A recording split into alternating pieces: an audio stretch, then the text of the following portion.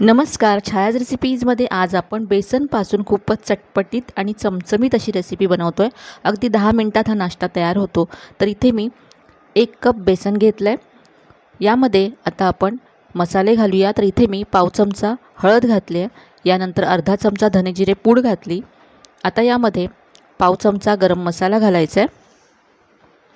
यानंतर यामध्ये मी अर्धा चमचा जिरं घातलं.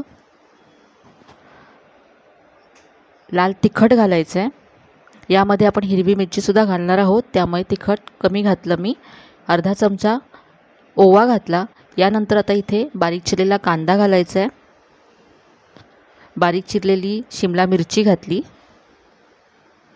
यानंतर इथे अगदी बारीक चिरून गाजर घेतलं आहे मी, ते घालायचं आहे. यानंतर इथे मी टोमॅटो बारीक चिरून घेतला. यातला बिया मी काढून घेतल्यात आधीच. यामध्ये आता चवीप्रमाणे मीठ घालायचं आहे. इथे आता मी बारीक चिरलेली हिरवी मिरची घालते आहे. यानंतर बारीक चिरलेली कोथिंबीर घालायची आहे यामध्ये. आता यामध्ये पाणी घालून हे पीठ आपल्याला मिक्स करून घ्यायचं आहे. तरी हे आपल्याला जास्त घट्टसुद्धा नको आहे आणि पातळसुद्धा नको आहे, त्यामुळे थोडं थोडं पाणी घालत हे आपल्याला मिक्स करत जायचं आहे. घरी असलेल्या साहित्यामध्ये होणारी मस्त अशी रेसिपी आहे.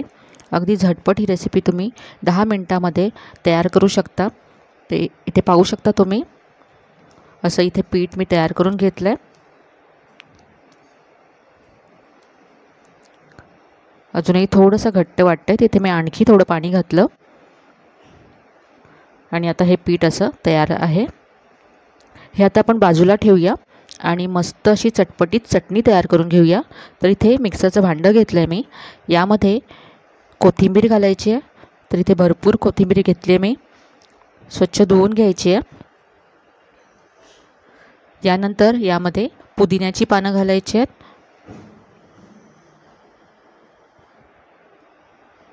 कोथिंबीर आणि पुदिना मी समप्रमाणात घेतला आहे. यानंतर यामध्ये 3 ते 4 लसणाच्या पाकळ्या घालायच्या आहेत. 2 हिरव्या मिरच्या घातल्यात. यानंतर इथे मी आलं घातलं आहे.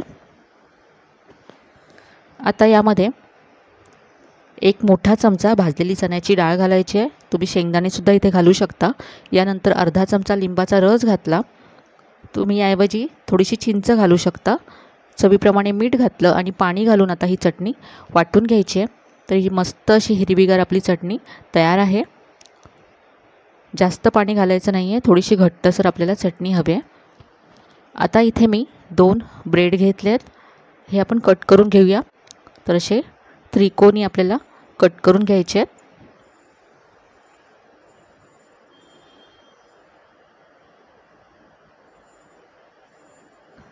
आता यावरती आपल्याला चटणी लावून घ्यायची आहे. तर इथे मी आता एका स्लाईसवर चटणी आणि दुसऱ्यावरती टोमॅटो केचप लावणार आहे. तुम्हाला जर तिखट आवडत असेल तर दोन्ही स्लाईसवर तुम्ही चटणी लावू शकता किंवा तुम्ही शेजवान चटणीसुद्धा लावू शकता. तर एका बाजूवरती मी चटणी लावली. आता दुसऱ्यावरती मी टोमॅटो केचप लावते. यामुळे मस्त तिखट आंबट असं हे लागेल. आणि तुम्ही जर हे टिफिनमध्ये देत असाल मुलांच्या, तर तुम्हाला वेगळी चटणी याबरोबर द्यावी लागणार नाही. हे असं मी एकावर एक ठेवलेत. आणखी एक तयार करून घेऊया.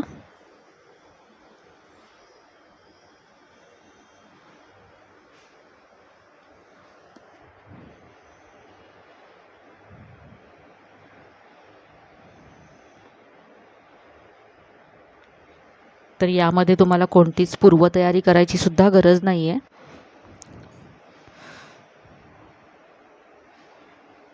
घाईच्या वेळेससुद्धा अगदी झटपट होईल अशी ही रेसिपी आहे. इथे आता मी गॅसवरती एक पॅन गरम करत ठेवला आहे. यामध्ये मी 2 ते 3 चमचे तेल घातलं आहे. तेल गरम झालं की आता हा जो आपण ब्रेड चटणी लावून ठेवला होता तो या पिठामध्ये असा घोळवायचा आहे. सगळीकडून पीठ लावून घ्यायचं आहे आणि तव्यामध्ये घालायचं आहे, पॅनमध्ये घालायचं आहे.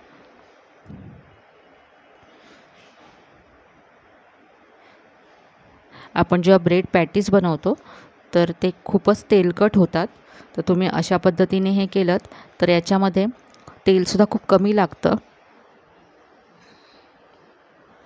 आणि अजिबात तेलकट होत नाही हे.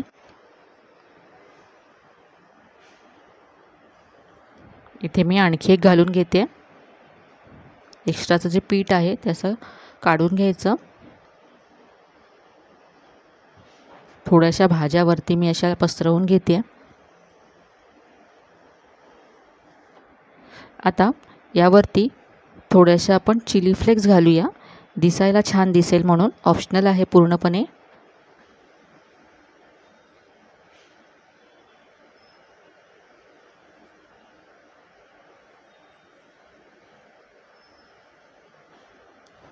तर असे मी यावरती चिली फ्लेक्स घालून घेतलेत.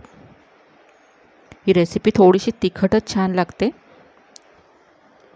आता आपण उलटून घेऊ.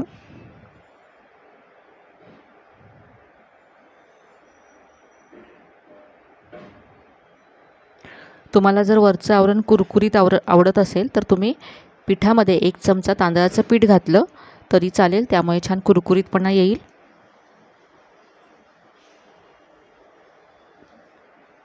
तर हे दोन्ही असे मस्त रंग येईपर्यंत आपण भाजून घेऊया. तर इथे आपलं हे एक भाजून तयार आहे. काढून घेऊ. तुम्ही पाहू शकता हे दिसायला किती मस्त दिसतंय. आता इथे मी दुसरं सुद्धा खरपूस होईपर्यंत भाजून घेते.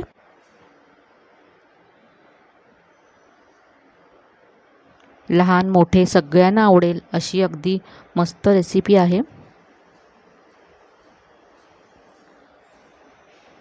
तर हे आपलं तयार आहे. इथे मी सर्व करते.